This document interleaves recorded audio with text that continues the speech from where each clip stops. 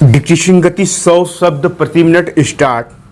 सज्जनों और देवियों, विगत 2 दशकों से मेरा संपर्क जहां तक कार्यालयीन कार्यभार का प्रश्न है, देश के विभिन्न भागों में कार्यरत स्वैच्छिक हिंदी संस्थाओं से रहा है।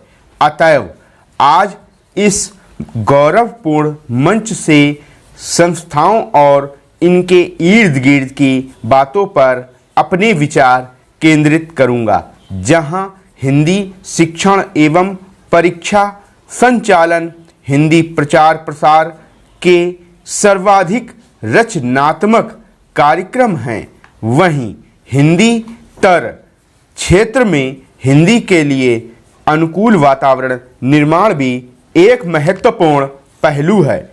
आज इन कार्यक्रमों के संचालन सहज सुगम नहीं रह गए, बल्कि चुनौतीपूर्ण हो गए हैं। विद्यार्थियों की योग्यता बढ़ाने के लिए शिक्षा एवं परीक्षा के अतिरिक्त हिंदी वक्तव्य, निबंध, वाद विवाद के साथ साथ नाटक, एकांकी प्रतियोगिताएं आयोजित की जाती हैं।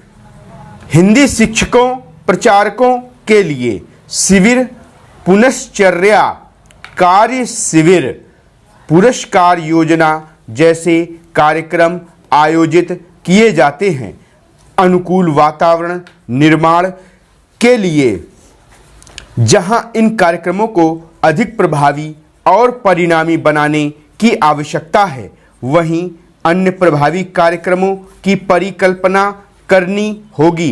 हिंदी शिक्षण, परीक्षा संचालन और वातावरण निर्माण, इन तीनों के आनुपातिक और सफल आयोजन पर विद्यार्थियों का हिंदी ज्ञान अर्थात हिंदी बोलने, पढ़ने एवं लिखने की दक्षता का पूरा दारोमदार टिका रहता है।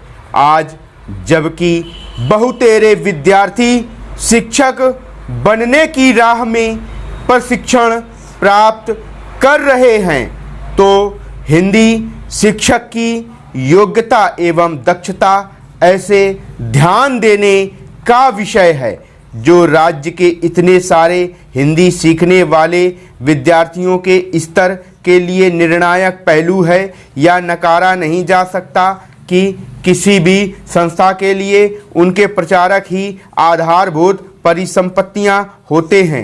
प्रचारकों के सत प्रयास एवं सुकार्य से संस्था की जड़ें मजबूत होती हैं।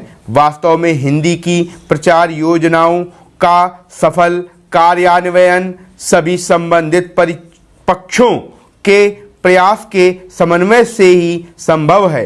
संस्था के पदाधिकारी, कार्यकर्ता, प्रचारक गण, विद्यार्थी और अंत में किंतु कदापि कम नहीं सरकारी व्यस्तता के तालमेल पर इन सब के कार्यों के उचित समन्वय का प्रयत्न स्वस्थ दृष्टि से निरंतर जारी रहना चाहिए। और यह भी ध्यान रहे कि जाने अनजाने दामन में दाग ना लग जाए।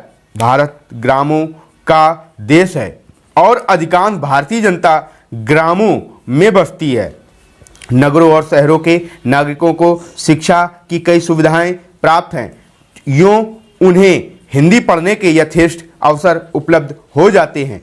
अब आवश्यकता इस बात की है कि ग्रामवासियों को भी हिंदी सीखने के अधिक अवसर प्रदान किए जाएं।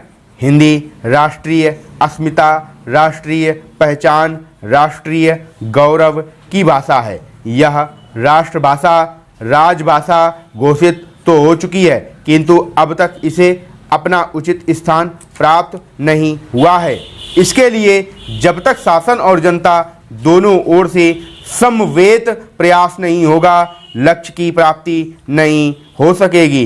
राष्ट्रभाषा से ही किसी राष्ट्र की भावनात्मक एकता, राष्ट्रीय एकता की प्राप्ति की जा सकती है।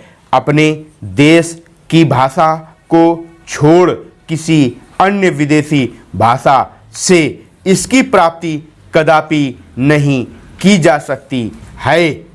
स्टॉप।